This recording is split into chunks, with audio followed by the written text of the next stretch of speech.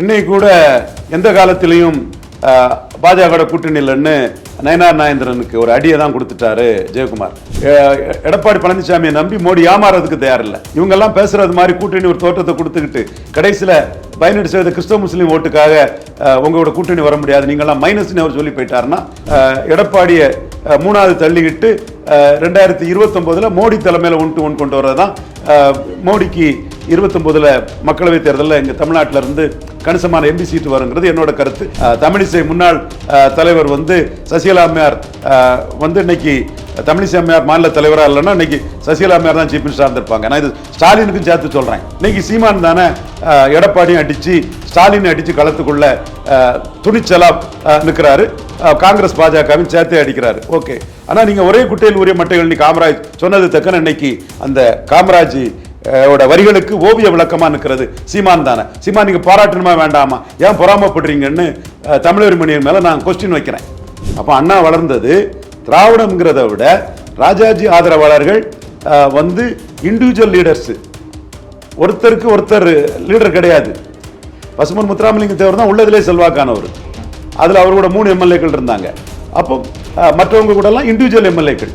அண்ணா அதை தலையில்லாத முண்டங்கள்னு சொல்லி நான் தான் ஒற்றை தலைமை, நான் தான் காமராஜுக்கு மாற்றுன்னு அண்ணா வளர்ந்தாரு. அப்ப அந்த இடத்துல திராவிடம் வளர்ந்ததா, ஆல்டர்னேட்டிவ் ஃபோர்ஸ் அண்ணா வளர்ந்தாரா? ஈரோடு கிழக்கில் அவர் நிற்கிறதே எடப்பாடி பழனிசாமியையும் என்டிஏயும் 2026 பலயனப்படுத்திடுவார்.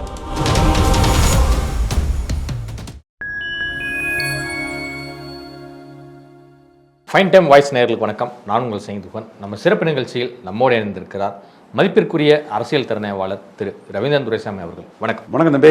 அதிமுகவோடு பாஜக நேரடியாக பேசினாலே போதும், கூட்டணி அமைந்துவிடும் அப்படின்னு சொல்லியிருக்கிறாரு நயனார் நாகேந்திரன். இந்த கருத்து என்பது அதிமுகவுக்குள்ளேயும் சரி பாஜகவும் சரி உண்மையாலுமே இப்படி ஒரு கூட்டணி அமையுமா அப்படிங்கிற கேள்வியெல்லாம் எழுப்பி இருக்கு தொண்டர்கள் மத்தியில். இப்போ 2026 பாஜக அதிமுக கூட்டணி அமையும். இன்னைக்கு கூட எந்த காலத்திலையும் பாஜக கூட்டணி இல்லைன்னு நயனார் நாகேந்திரனுக்கு ஒரு அடியை தான் கொடுத்துட்டாரு ஜெயக்குமார். நயனார் அவர் இடத்துல இருந்து பேசுறாரு. தாமரையிலும் தோத்து போனாரு, ரெட்டலையிலும் தோத்து போனாரு. ரெட்டலையும் தாமரையும் சேர்ந்து நிற்கும் போது ஜெயித்துட்டாரு. இன்னைக்கு 8% வாக்கு தான்.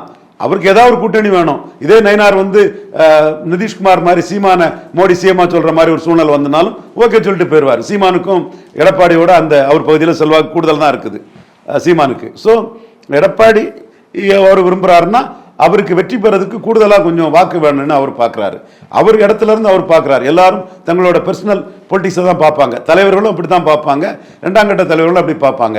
இது தேசிய கட்சினால அந்த கருத்தை சொல்ல முடியுது. இப்போ நாம் தமிழர் கட்சியிலிருந்து ஒருத்தர் இந்த மாதிரி சொல்ல முடியாது. கூட்டணி வேணும்னு சொன்னா எனக்கு 2 ஒரே குட்டையில் ஊதிய மட்டைகள் தான், திமுக ஒன்று தான், அதிமுக ஒன்று தான், எடப்பாடியை அடிச்சு தான் நான் இங்கே நிற்கிறேன், கொடநாடு கொலையை பற்றி ஏன் ஸ்டாலின் நடவடிக்கை எடுக்கல, அதிமுக அமைச்சர்களை ஏன் இன்னும் அரெஸ்ட் பண்ணி போடல, பொள்ளாச்சியில் இது இல்லையான்னு ஸ்டாலின் அடிக்கூடியனா எடப்பாடியும் அடிச்சு தான் பண்றேன்னு ஸ்டாலின் சீமான் முடிவெடுத்து கட்சிக்காரர் ஏதாவது ஒருத்தர் கூட்டணின்னு சொன்னா தூக்கி போட்டுருவாரு.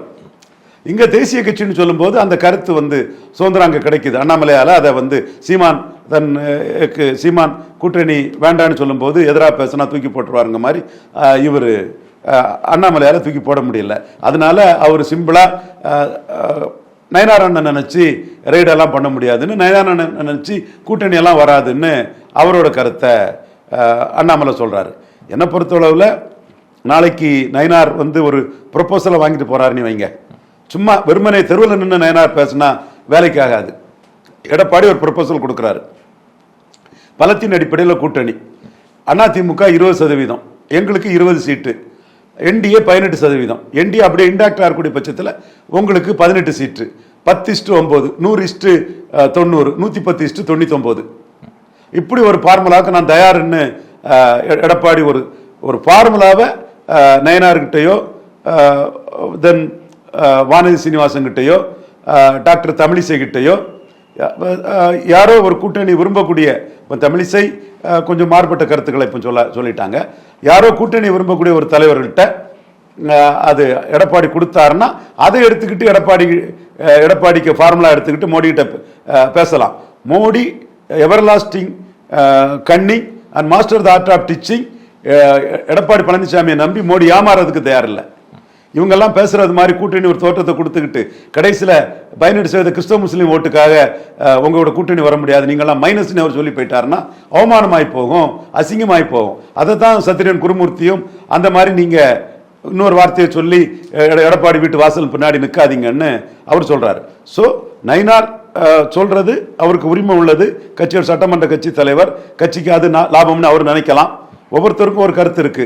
என்னோட கருத்து எடப்பாடிய 3வது தள்ளிக்கிட்டு 2029 மோடி தலைமையில் 1-1 கொண்டு வர்றதுதான். மோடிக்கு 29 மக்களவை தேர்தலில் எங்கள் தமிழ்நாட்டில் இருந்து கணிசமான எம்பி சீட்டு வருங்கிறது என்னோட கருத்து. அதைத்தான் பிஎம்ஓட்டையும் மோடிகிட்டையும் சொல்லியிருக்கிறேன். அதுக்கு எதிராக இருக்கவங்களாம் நமக்கு விரோதி கிடையாது. அந்த கட்சியில் அவங்கவுங்க கருத்தை சொல்லுவாங்க. ஸோ கட்சிக்கு எது லாபங்கிறதுல அண்ணாமலை தெளிவாக இருக்கிறாரு. அதனால தான் நயனாராயணன் சொல்லி ஒன்றும் கூட்டணி வராதுங்கிற அந்த பாணிக்கு சொல்றாரு. கூட்டணியே முடியாதுன்னு அவரும் சொல்ல முடியாது. அண்ணாமலை வா கூட்டணி வா, நான் ஹரியானாவிலையும் மகாராஷ்டிராவிலையும் ஏறி போயிருக்கிறேன், நீ 45லேருந்து 20 வந்திருக்க, நீ 2 இடைத்தேர்தலில் நிற்கல, அப்போ உன் செல்வாக்கெல்லாம் குறையும். அப்போ ஓவரால் அதில் அளந்து பேசாண்டாம். உன் செல்வாக்கு குறைஞ்சிட்டு என் செல்வாக்கு கூட்டிட்டு நீ விக்கிரவாண்டியில் நிற்கல, ஈரோடு கிழக்கில் நிற்கல, நான் ஈரோடு கிழக்கில் மட்டும்தான் நிற்கலன்னெலாம் வேக்கியானு பேசாண்டாம். ஓகே, கூட்டணி 20% உனக்கு, 18% என்டிஏக்கு, 100, 90, 110, 99 இதுக்கு தயாருன்னா இந்த ப்ரொபோசலை இவர் நயனார் வாங்கிட்டு போயிட்டாருன்னா கூட்டணி நடக்கும். மற்றபடி தெருவில் நின்று யார் பேசினாலும் அதனோட கூட்டணி வராது. பாஜக சட்டமன்றத்தை ஒன்றும் பெருசாக நினைக்காது. சட்டமன்றத்தை 2029 மக்களவையில் ஜெயிக்கிறதுக்கு தான் மோடி முயற்சி பண்ணுவார். இதுதான் எங்கள் ஸ்ட்ராட்டஜி, எங்கள் கருத்தை நாங்கள் தெளிவாக சொல்லிட்டோம். அதனால எடப்பாடியை வீக்கன் பண்ணணும்னு தான் நாங்கள் சொல்லியிருக்கோம். நயனார் மிரட்டி கூட்டணி கொண்டு வர்றதுக்குங்கிற மாதிரி நயனார் சகோதரர் நயனார் பேசுறாரு. அவர் அந்த பகுதியில் செல்வாக்குள்ள தலைவர் தான். Nothing against Nayanar. நம்ம கருத்தை தான் சொல்றோம். நம்ம கருத்து எடப்பாடியை பலகீனப்படுத்தி 29 சரண்டர் பண்ண வைக்கிறதுக்கு தான் இந்த ஸ்ட்ராட்டஜி நான் நினைக்கிறோம். யார் சொல்றது கரெக்டுங்கிறத காலம் தான் உணர்த்தணும். 26 பிப்ரவரியில் தெரிஞ்சு போகும். நயனார் நாகேந்திரன் சொல்றது கரெக்டா, சசிகலா விஷயத்தில் எல்லாரையும் மீறி மோடி கிட்ட தன் கருத்தை நிலநாட்டில் ரவீந்திரன் துரைசாமி, மோடி லாயலிஸ்ட் ரவீந்திரன் துரைசாமி சொல்ற கருத்து சரியாங்கிறத 26 பிப்ரவரியில் தெரியும். எதுனாலும் மோடிக்கு நன்மை வரக்கூடிய அளவுக்கு 10:9 அளவுக்கு சீட்டு வந்தால் நம்மளும் அதுக்கு பாராட்டத்தான் செய்வோம். அண்ணாமலை வெர்சஸ் நயனார் நாகேந்திரன் மோதல் என்பது பாஜகவிற்குள் ஒரு சலசலப்பை ஏற்படுத்தியிருக்க? இல்லை, சலசலப்பை ஏற்படுத்தலை. தமிழிசை அம்மையாரே நயனார் இவர் அண்ணாமலை சிறப்பாக செயல்படுறாருன்னு முன்னாள் தலைவர் கவர்னராக இருந்தவங்க, ஒரு ஸ்டேச்சரில் உள்ளவங்க அண்ணாமலை சிறப்பாக செயல்படுறாங்கிற வார்த்தையை தமிழிசை அம்மையார் சொன்னதிலே மற்றபடி இன்னொரு தலைவருக்கு வேற ஒருத்தர் அவரை பாராட்ட மாட்டாங்க. மற்றவங்களாம் அவங்கள தான் பாராட்டிக்கிடணும். தமிழிசை முன்னாள் தலைவர் சசிகலா அம்மையார் இன்னைக்கு தமிழிசை அம்மையார் மாநில தலைவராக இல்லைன்னா இன்னைக்கு சசிகலா அம்மையார் தான் சீஃப் மினிஸ்டராக இருந்திருப்பாங்க. நான் இது ஸ்டாலினுக்கும் சேர்த்து சொல்றேன். தமிழிசை அம்மையார் அன்னைக்கு மாநில தலைவராக இல்லைன்னா சசிகலா அம்மையார் தான் அன்னைக்கு தமிழ்நாட்டுக்குள்ள சீஃப் மினிஸ்டராக இருந்திருப்பாங்க. இது ஐயா ஸ்டாலினுக்குமே சேர்த்து சொல்றேன். அந்த அளவுக்கு உறுதியா மோடியோட எண்ணப்படி லாயலிஸ்டா நின்னவங்க தமிழிசை அம்மையார். இன்னைக்கு அவங்க ஒரு மாநில தலைவராட்டு அண்ணாமலைக்கு செயல்பாடு சிறப்பாக இருந்துங்கிறது அண்ணாமலைக்கு பெரிய பிளஸ். அதே சமயம் தமிழ்நாடு பாஜக மாநில தலைவராக அடுத்து யார் வரப்போறாங்க அப்படிங்கிற கேள்வி ரொம்பவே ஒரு முக்கியத்துவம் வாய்ந்ததாக இருக்கு. அண்ணாமலையே தொடர்வதற்கான சாத்தியக்கூறுகள் தான் இருக்குன்னு ஒரு பக்கம் சொன்னாலும் கூட இன்னும் பலர் தலைவர் ரேஸ்ல இருக்காங்களே. பல தலைவர் ரேஸ்ல பலரும் இருக்காங்க. எல்லாரும் எதிர்பார்க்கிறது நியாயம் தான். அந்த கட்சியில் சீனியாரிட்டி இருக்குது, எல்லாமே இருக்குது. ஒரு கட்சியில் அந்த மாதிரி பட்ட எண்ண ஓட்டங்கள் இருக்குது, இயல்பு தான். ஒவ்வொருத்தரும் அந்த கட்சிக்குள்ள தங்களை மேன்மைப்படுத்தி வளர்றதுக்கு முயற்சி பண்ணுறது இயல்பு தான். அது நயனாரானாலும் சரி, வானதி சீனிவாசனாலும் சரி, தமிழிசைனாலும் சரி, யாருன்னாலும் சரி, அந்த இது இருக்கத்தான் செய்யும். ஆனால் என்னோட கருத்து ஒரே குட்டையில் ஊறிய மட்டைகள்னு பெருந்தலைவர் காமராஜ் சொன்ன கருத்துப்படி ஒரு சுமார் 40% குடும்பங்கள் அன்னைக்கு 75 உள்ள ஓட்டர்ஸை இன்னைக்கு எடுக்காண்டாம்.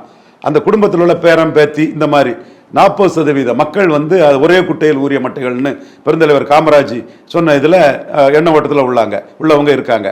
அதில் 77ல் மக்கள் தலைவர் எம்ஜிஆர் ஜெயிக்கும் போது கூட ஒரு 37% மக்கள் ஐயா பாரா, ஐயா மூப்பனார் 2 தலைமைக்கும் வாக்களிச்சிருந்தாங்க.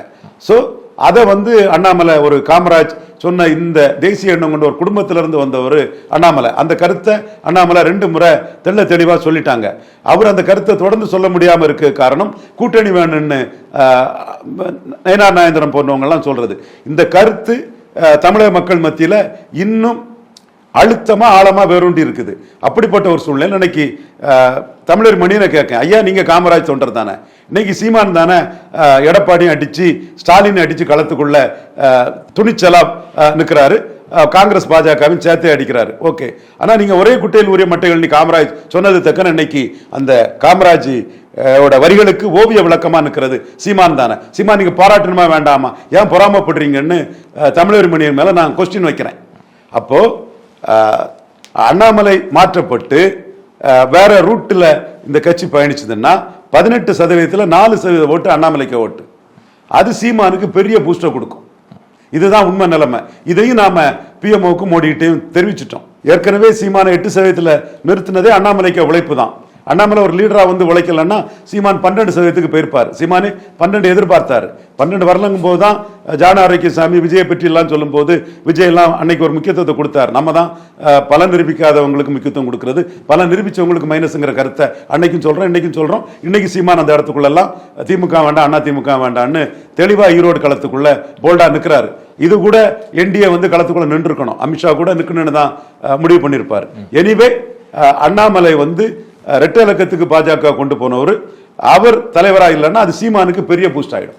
ஈரோடு களத்தில் வந்து திமுக விசஸ் நாம் தமிழர் தான் இருமுனை போட்டியா வந்து போயிட்டு இருக்கு. சீமான் அவருடைய கருத்துக்கள் பெரியார் பிறந்த மண்ணில் வந்து எப்படி எடுபட்டு இருக்கு? அதாவது மல்டிபிள் ஃபேக்டர்ஸ்ல ஒரு கட்சி வந்து வாக்கெடுக்குது. அண்ணா வந்து திராவிட இயக்கம்னு சொன்னாரு. அந்த திராவிட இயக்கம் எங்க இருந்ததுன்னா தந்தை பெரியார் பிரச்சாரம் பண்ணின வட தமிழகத்துல தான் திராவிட இயக்கம். அண்ணாவாலே இன்னைக்கு தமிழக முதல்வர் ஸ்டாலின் அவர்களுக்கு தெரிஞ்சதுதான். திராவிட இயக்க உணர்வு கொண்ட ஜெயக்குமார், KP முனுசாமி நண்பர்கள் தான். ஜெயக்குமார்லாம் எனக்கு அவரோட சில அரசியல் வாதியாட்டு ஒரு 1-to-1 ஆட்களை மக்களோட நிற்கிறதெல்லாம் நம்ம பாராட்டக்கூடியவன் தான் ஜெயக்குமார் எல்லாம். இவங்கெல்லாம் வந்து ஒரு விஷயத்தை புரிஞ்சுக்கணும். 1957ஆம் ஆண்டு பேரறிஞர் அண்ணா பெருந்தகை அவரோட 2 ஹீரோ இருந்தாங்க. மக்கள் தலைவர் எம்ஜிஆர், முத்தமிழறிஞர் கலைஞர் பராசக்தி ஹீரோ, மனோகரா ஹீரோ, ராஜகுமாரி ஹீரோ. எம்ஜிஆர் சிவாஜி சொல்றீங்களா, வசனகர்த்தா தான் அன்னைக்கு பெருசு. இப்படி 2 பேர் இருந்த பிறகும் வட தமிழகத்தில் பெரியார் அதிக பிரச்சாரம் பண்ண இடங்கள்ல மட்டும்தான் திமுக கழகத்தால் கேண்டிடேட்டே போட முடிஞ்சது.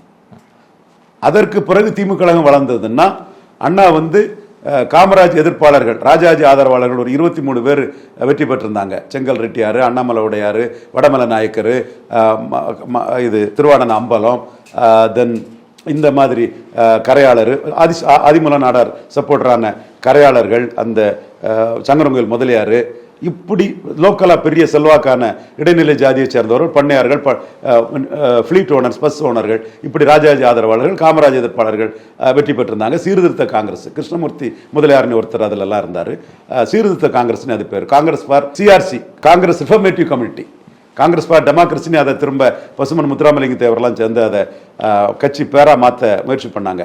அப்போ வந்து அண்ணா வந்து காமராஜுக்கு சப்போர்ட்டாக இருந்தார். காமராஜ் தான் லீடரு, அவங்கெல்லாம் தலையில்லாத முண்டங்கள்ட்டார். அந்த 23 பேர் பசுமன் முத்துராமலிங்க தேவர் ஐயாவோட ஒரு 3 பேர் இருந்தாங்க. ஐயா வந்து MP ஆனார், அவரு கூட 3 MLA இருந்தாங்க. 1.3% வாக்கு ஐயா எடுத்திருந்தார். அதில் நான் இது டேட்டாவை சொல்றதில்ல, தயங்க வேண்டியது அவசியம் இல்லை. நீ ஏதாவது மோசடியாக சொல்லி வச்சிருப்ப, அதுக்கு நான் ஏன் டேட்டாவை சொல்லாமல் இருக்கணும்? அந்த 1.3% நல்ல ஓட்டு. அதில் வந்து 3 MLAக்கள் ஐயா பசுமன் முத்துராமலிங்க தேவர் கூட இருந்தாங்க. இதெல்லாம் வந்து மாற்றா வரும்போது காமராஜ் ஒற்றை தலைமைங்கிறதையும், நான் தன்னை சேர்ந்த 14 MLAக்கு நான் தான் தலைவர்னும், மற்றவங்கெல்லாம் தலையில்லாத முண்டம்னு அண்ணா அடிச்சிட்டாரு. அப்போ அண்ணா வளர்ந்தது திராவிடம்ங்கிறத விட ராஜாஜி ஆதரவாளர்கள் வந்து இண்டிவிஜுவல் லீடர்ஸ், ஒருத்தருக்கு ஒருத்தர் லீடர் கிடையாது. பசுமன் முத்துராமலிங்க தேவர் தான் உள்ளதிலே செல்வாக்கானவர். அதில் அவர் கூட 3 MLAக்கள் இருந்தாங்க. அப்போ மற்றவங்க கூட எல்லாம் இண்டிவிஜுவல் MLAக்கள். அண்ணா வந்து அதை தலையில்லாத முண்டங்கள்னு சொல்லி நான் தான் ஒற்றை தலைமை, நான் தான் காமராஜுக்கு மாற்றுன்னு அண்ணா வளர்ந்தார். அப்போ அந்த இடத்துல திராவிடம் வளர்ந்ததா, ஆல்டர்னேட்டிவ் ஃபோர்ஸா அண்ணா வளர்ந்தாரா? மனசாட்சி உள்ளவங்க பேசுங்க. நான் திராவிடத்தெல்லாம் ஒன்றும் குறைச்சி சொல்லலை. அப்போ நீங்க அன்னைக்கு தஞ்சாவூர்ல பிராமண பண்ணையார்களுக்கு எதிராக கள்ளர்களும் அகமுடையார்களும் திராவிட இயக்கத்தை ஆதரிச்சாங்க. கள்ளர் அகமுடையார்னா கள்ளர் அகமுடையார்ல அந்த பெரியாரை ஏற்றுக்கிட்டவங்க, பெரியார் களத்துக்குள்ள வரல, அண்ணாவை ஆதரிச்சாங்க. வன்னியர்கள் படையாச்சி நாயக்கரும் வந்து 18 + 25 எம்எல்ஏக்கள் காங்கிரஸ் கிட்ட போய் சலஸ்தாபன அமைச்சரும் மற்றதும் வாங்கும்போது அண்ணாவே சொன்னாரு, சாதாரண வண்டியர்கள் பஞ்சை பராரியா ரோட்ல நின்றுகிட்டு இருக்கிறாங்க, இவங்களை ஏமாத்திட்டு படையாச்சி நாயக்கரும் அரசு சின்னம் போயிச்ச கார்ல பவனி வராங்கன்னு அண்ணா பெருந்தகையை வந்து படையாச்சி நாயக்கரையும் விமர்சனம் பண்ணாங்க. அந்த ஏமாற்றப்பட்ட வன்னியர்கள் வாக்களிச்சாங்க. அது ஒரு சோசியல் ஃபேக்டர் இருக்கு. வன்னியர்கள் ஏமாற்றம் தான் திமுக. பிராமண பண்ணையர்களுக்கு எதிரான கள்ளர், அகமுடையார், முத்தரையர் இவங்களோட ஆதரவு தான் தஞ்சை மண்டலத்தில் திராவிட முன்னேற்ற கழகம். ஸோ இந்த சோசியல் ரீசனும் மாற்று சக்திங்கிறதுலையும் அண்ணா எழும்புறாரு. சீமானும் இதே மாதிரி பல சோசியல் ரீசன்ஸ் எடுக்கிறாரு. சீமானுக்கு கொள்கை என் கொள்கை வேறங்கிறத நான் பல இதில் அடிச்சு ஆடித்தனமா சொல்லிட்டாலும் சீமா என் சகோதரன் அது இல்லைன்னு ஆயிராது. சீமானுக்கு வெல்விசர் ரவீந்திரன் துரைசாமிங்கிறதும் இல்லைன்னு ஆயிராது. இப்போ பல விஷயத்தில் சீமான்ட்ட நான் மாறுபடுறேன். மாறுபடுற எல்லாத்தையுமே வெளிச்சம் போட்டு காட்ட வேண்டிய அவசியம் இல்லை. பட் சீமான் எப்படி வளர்றாருன்னா, திராவிட இயக்கத்தில் இருந்தும் அதிகாரத்தில் விடுபட்ட ஜாதிகளை வந்து சீமான் கையில் எடுக்கிறார். திராவிட காங்கிரஸ்ல இருந்து அதிகாரத்தில் விடுபட்ட வன்னியர்களை தான் திமுக கையில் எடுத்து மேல வந்தது. காங்கிரஸ்ல இருந்து அதிகாரத்தில் விடுபட்ட வன்னியர்களை மேல எடுத்து தான் கையில் எடுத்து தான் திமுக அன்னைக்கு மேல வந்தது. காரணம், காமராஜ் வந்து ராஜாஜி கூட ஒரு வன்னியர் தலைவர் வந்து உருவாயிட்டாருன்னா தன்னை கவுத்துருவாரு. ராஜாஜி கூட சேர்ந்து ஜாதிய வன்னியர் பலத்தையும் ராஜாஜிக்கு ஆல் இண்டியா செல்வாக்கையும் பயன்படுத்தி தன்னை கவுத்துருவாங்கன்னு வன்னியர் வரக்கூடாதுங்கிறதுல காமராஜ் தெளிவா இருந்தார். அதே மாதிரி நாடார் வரக்கூடாதுங்கிறதுலையும் காமராஜ் தெளிவா இருந்தார். கோசல் ராமல இருந்து, நேசமணில இருந்து, எங்க ஐயா தாழ்லிங்க நாடார்ல இருந்து, ஆதிமல நாடார்ல இருந்து, தையல்பாக ஆதித்த நாடார்ல இருந்து எந்த நாடாரும் வந்துடக்கூடாதுங்கிறதுலையும் காமராஜ் தெளிவா இருந்தார். இங்க வன்னியர்லையும் தெளிவா இருந்தார். சோ வன்னியர்களின் அரசியல் ஏமாற்றம் தான் திமுக கழகத்தை வந்து ஆல்டர்னேட்டிவ் ஃபோல்ஸ் ஆட்டு உருவாக்கிச்சு, அதிகாரத்தை நோக்கி நகர வச்சது. ஸோ இதுல எல்லாம் பல ஃபேக்டர்ஸ் இருக்கு. இப்ப சீமானும் அண்ணா கிட்ட இருந்த எம்ஜிஆரும் கலைஞரும் கூட இல்லை. ஆனா அண்ணாவோட துணிச்சலான ஒரு தலைவராட்டு சீமான் களத்துக்குள்ள நிற்கிறாரு. ஏன்னா வேலுப்பிள்ளை பிரபாகரன் இமேஜ்ல துணிச்சலா நின்று போறாரு. அதற்காக பெரியார் பற்றிய அவருடைய கருத்துக்கள் வந்து அவருக்கு கருத்துக்கள், அவ்வளவுதான். திராவிடம் என பேசுவதை ஒழிப்பதும் பெரியாரை எதிர்ப்பதும் தான் எனது கொள்கை என்கிறார் சீமான். ஆனா கட்சி ஆரம்பிச்சு கிட்டத்தட்ட ஒரு 10 வருடம் தொடர்ந்து பெரியாரை பேசி வந்த சீமான் அவர்கள் அப்படியே டோட்டலா அந்த சித்தாந்தியை தூக்கி எறிகிறது அப்படிங்கிறது என்ன மாதிரியான ஒரு முரண்பாடு? அதே சமயம் இந்த வியூகம் அடுத்த தேர்தலில் அவருக்கு வந்து பலன் அளிக்குமா? மல்டிபிள் ஃபேக்டர்ஸ்ல தான் அரசியல் நடக்குங்கிறத ஆல்டர்னேட்டிவ் போல்ஸ் ஆட்டு அண்ணா பெருந்தகை ஒற்றை தலைமையா வந்தனால தான் எழும்பினாரு. திராவிடத்தோட வேல்யூங்கிறது 1957 பெரியார் பிரச்சாரம் பண்ண இடங்களோட வேல்யூ தாங்கிறத உங்க முன்னாடி நான் சொன்னேன். அதே மாதிரி சீமானும் பொது தொகுதியில் ஆதித்தமிழர் வெல்லாது மீதி தமிழர் வெல்ல முடியாது, தமிழ் அடையாளங்களை வேலு நாச்சியார், ரெட்டமலை சீனிவாசன், அயோத்திதாச பண்டிதர், மருது பாண்டியர், வீரப்பன், இவர் பொன்பரப்பி தமிழரசன், தென் கோவை செழியன், தீரன் சின்னமலை கவுண்டர், காளிங்கராயன், இப்படி தமிழ் அடையாளங்களை முன்னிறுத்தி அவர் பேசுறது, இதெல்லாம் அவர் வளர்றாரு. நான் வந்து பெரியார் எதிர்ப்புங்கிறது இல்லை ஓட்டுன்னு நான் கருதல. பட் அவர் காளிங்கராயன், கோவை செழியன், தீரன் சின்னமலை கவுண்டர், ரெட்டமலை சீனிவாசன், அயோத்திதாச பண்டிதர்னு, வள்ளலார், மருது பாண்டியர், வேலு நாச்சியார் தமிழ் அடையாளங்களை முன்னிறுத்துறது அவருக்கு ஒரு ஆதரவு வளையத்தை கொடுக்குதுன்னு நான் உறுதியா நம்புறேன். ரெட்டமலை சீனிவாசன், அயோத்திதாச பண்டிதர் எல்லாம் அவர் சொல்றது அவருக்கு ஒரு ஆதரவு வளையத்தை கொடுக்குதுன்னு சொல்றேன். பாசிட்டிவா தமிழ் அடையாளங்களை சீமான் எடுக்கிறதும், வண்ணார், நாவிதர், விஸ்வகர்மா, வலையர் போன்ற சமூகங்களுக்கு முக்கியத்துவம் கொடுத்த ஒரு அரசியலை பண்றதும் சீமானுக்கு ஒரு முக்கியத்துவத்தை கொடுக்குது.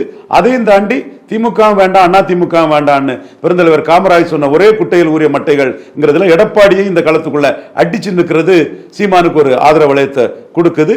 அதுல சீமானுக்கு போட்டியாளராக வந்தது அண்ணாமலை சீமானை கண்டெயின் பண்ணாரு. இப்போ அண்ணாமலைய ஈரோடு கிழக்குல நிக்க விடாம பண்ணினது என்டிஏக்கே ஒரு வீக், 100% என்டிஏக்கே ஒரு வீக் அது. சோ சீமான் வந்து பலதரப்பட்ட இதுகளில் வளர்றாரு. அதனால எப்படி அண்ணா வந்து மாற்று சக்தியா தலையில்லாத முண்டங்கள்னு ராஜாஜி ஆதரவாளரை சொல்லி காமராஜ் ஒற்றை தலைமை பவர்ஃபுல் லீடர், அதற்கு எதிராக ஒற்றை தலைமையான நிற்கணி வளர்ந்தாரோ அதே மாதிரி சீமானும் மல்டிபிள் ஃபேக்டர்ஸ்ல வளர்றாரு. அதுல இந்த பெரியார் ஃபேக்டரை வந்து அவர் நம்பலாம், அது அவர் உரிமை. அப்ப ஈரோடு கிழக்கில் வந்து கடந்த இடைத்தேர்தலில் எடுத்த வாக்குகளை விட சற்று உயராதும் வாய்ப்பு இருக்கா? ஈரோடு கிழக்கில் அவர் நிற்கிறதே எடப்பாடி பழனிசாமியையும் என்டிஏயும் வந்து 2026 பலவீனப்படுத்திடுவார். அதனாலதான் அவரு அந்த களத்துக்குள்ள வந்து பாஜகவுக்கு எதிராட்டும் பேசுறாரு, காங்கிரஸுக்கு எதிராட்டும் பேசுறாரு, அண்ணா திமுக எதிராட்டும் கடுமையா பேசுறாரு. அப்ப எடப்பாடிக்கு ஒரு ஓட் டிரான்ஸ்ஃபரிங் கெப்பாசிட்டியோ சீட் கன்வெர்ட்டிங் கெப்பாசிட்டியோ எடப்பாடிக்கு இல்ல. சுனில் கனகூலு, ஆதவ் அர்ஜுனா ரெட்டி காரு, புரிஞ்சுக்கிடுங்க. உங்க சீமானை பற்றி நீங்க சொன்னது சரியா, ரவீந்திரன் துரைசாமி சொன்னது சரியா? சீமானுக்கு அண்ணன் ரவீந்திரன் துரைசாமி சொன்னது சரியா, நீங்க ஊடகத்தெல்லாம் பீத்திக்கிட்டு தெரிஞ்சது சரியா? ஆதவ் அர்ஜுனா ரெட்டி, சுனில் கனகூலு காரு, ரெட்டி காரு, நாயுடு காரு, புரிஞ்சுக்கிடுங்க. சீமான் எடப்பாடி பழனிசாமியை ஒரு பெரிய தலைவரா நினைச்சு அரசியல் பண்ண மாட்டார். பாத்தீங்களா? இப்ப ஈரோடு கிழக்குல அதிமுக போட்டியிடாத போது சீமான் என்ன சொல்றாரு? கொடநாடு கொலையை பற்றி ஏன் ஸ்டாலின் இன்னும் முடிவு கொண்டு வரல? அதிமுக அமைச்சர்களை ஏன் இன்னும் கைது பண்ணல? பொள்ளாச்சி பாலியல் வன்கொடுமை என்ன ஆச்சுன்னு ஸ்டாலின் எடப்பாடி நெக்சஸ் இருக்குன்னு அடிக்கிறாரு. அப்போ எடப்பாடிக்கு ஓட்டு இல்ல, எடப்பாடி ஈஸியா தட்டி தூக்கி மேல வரலாம். 1% இருந்து 8% வந்தது ஈர்ப்பு சக்தியற்ற சமூக நீதியை சூறையாடக்கூடிய 2 ஜாதி கட்சியா போன எடப்பாடியை பலவீனப்படுத்தி வளரலான்னு சீமான் நம்புவாருன்னு நான் தெளிவா சொல்லிட்டு இருக்கிறேன். ஆதவ் அர்ஜுனா ரெட்டி காருவும் சுனில் கனகூலு நாயுடு காருவும் இதுல ஏமாந்துட்டீங்க. இன்னும் பாருங்க, இன்னும் நீங்க முயற்சி பண்ணுவீங்க. நாங்களும் இதுல எங்க முயற்சியை விட மாட்டோம். பார்க்கலாம் ரெட்டி காரு, பார்க்கலாம் நாயுடு காரு. வருகின்ற சட்டமன்ற தேர்தலில் 234 தொகுதிகளிலும் திமுக கூட்டணி வெற்றி பெறும் என மு.க. ஸ்டாலின் அவர்கள் வந்து சொல்லியிருக்கிறார். இது அவருடைய அதீத நம்பிக்கையா இல்ல கல யதார்த்தத்தின் வெளிப்பாடா இருக்குன்னு நினைக்கிறேன். ஸ்டாலின் வர்சஸ் அதர்ஸ் தான் தமிழக அரசியல் களம். முதல் வந்ததுக்கும் 2வது வந்ததுக்கும் 24% டிஃபரன்ஸ் இருக்குது. 1-1 வந்தா ஸ்டாலின் வந்து ஸ்டாலினை தோற்கடிக்க முடியும். ஸ்டாலின் தோற்கடிக்கப்பட முடியாதவர் அல்ல. 1-1 வந்தா தோற்கடிக்கலாம். அது ஏன் எடப்பாடி தலைமையில அந்த 1-1 கொண்டு வரணும்? அது வந்து எத்தனை பேர் இருக்காங்க, பொருத்தமான ஒருத்தர் தலைமையில் 1-1 கொண்டு வந்தா அது சாத்தியப்படும். அது இன்னைக்கு 1-1க்கு வாய்ப்பு இல்லை. அண்ணாமலை, சீமான், எடப்பாடி 3 பேருமே விரும்புறாங்க. ஸோ 1-1க்கு வாய்ப்பு இல்லைங்கிறதா என்னோட ஆணித்தரமான கருத்து. ஸோ வெளிப்படையாக சொன்னா, தொடர்ந்து நான் சொல்லிட்டு இருக்கிற மாதிரி ஸ்டாலின் வந்து கம்ஃபர்டபுள் பொசிஷன்ல இருக்கிறாங்க. உண்மை. அவர் சொல்லக்கூடிய சீட்டுக்கெல்லாம் நான் கேரண்டி சொல்ல தயாரில்லை. 45% ஓட்டு ஸ்டாலின் எடுக்கக்கூடிய அளவுக்கு கம்ஃபர்டபுளா இருக்கிறாருங்கிறது 100% உண்மை. இதுவரை உங்கள் பல்வேறு கருத்துக்கு நன்றி.